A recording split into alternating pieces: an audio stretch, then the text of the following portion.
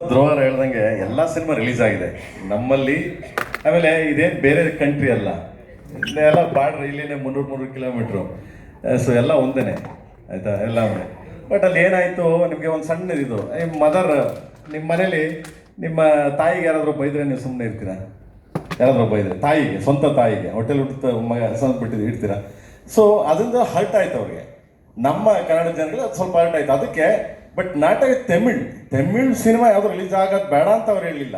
ಕಮಲ್ ಸಾರಿಗೆ ಮಾತ್ರ, ಕಮಲ್ ಸಾರು ಅದನ್ನ ಹಂಗೆ ಮಾತಾಡಿದ್ರು, ಅದಕ್ಕೊಂದು ಜಸ್ಟ್ ಒಂದು ಸಾರಿ ಅಂತ ಕೇಳಬೇಕಾಗಿತ್ತು ಅಂತ, ಸಿಂಪಲ್ ಅಷ್ಟೇ. ಬಿಟ್ಟರೆ ಇನ್ ಆಲ್ ಇನ್ ಒನ್ ಎಲ್ಲರೂ ಒಂದೇ. ನಿಮಗೆ ಗೊತ್ತದು, ಎಲ್ಲ ಸಿನಿಮಾಗಳು ಚೆನ್ನಾಗಿ ಹೋಗ್ತಿವೆ ಅಲ್ಲಿ. ಎಕ್ಸ್ಪೆಷಲಿ ನಿಮಗೆ ಯಾವುದೇ ಸಿನಿಮಾ ರಿಲೀಸ್ ಆಗಲಿ, Tamil cinema is more make money. ಅಂದರೆ ಅಷ್ಟು ಜನ ಇನ್ಕ್ಲೂಡಿಂಗ್ ಮೀ, ನಾನು ಸೇರಿ ಅಷ್ಟು ಜನ ಸಿನಿಮಾಗಳು ನೋಡ್ತೀವಿ. ಸೊ ಸಿಂಪಲ್ ಅಷ್ಟೇ. ಅಲ್ಲಿ ಹೆಂಗೆ ಅಂತಂದರೆ ಇವೆಲ್ಲ ಬಂದರೆ ನಾವು ಆಲ್ರೆಡಿ ತಟ್ಟೆ ಇಟ್ಕೊಂಡು, ಸೊ ಎಲ್ಲ ಥರ ಅಡುಗೆ ಮಾಡ್ಕೊಂಡು ಊಟ ಮಾಡ್ಕೊಂಡು ಬಂದು ಹೊಡೆ ತುಂಬ ಬಡಿಸಿ ನೀಟಾಗಿ ನಿಮ್ಮನ್ನು ಸಂಸ್ಕಾರ ಮಾಡಿ ಕಳಿಸ್ತೀವಿ. That is Karnataka, this is Kannada. Same Tamil Nadu also, but some words, only one words it's like a mother no. So ಅದಕ್ಕೆ ಹರ್ಟ್ ಆಯ್ತು, ಬಿಟ್ರೆ ನಥಿಂಗ್ ಎಲ್ಸ್ ಬ್ರದರ್. ಅದು ನಾಟ್ ಎ ಬಿಗ್ இதல்ல.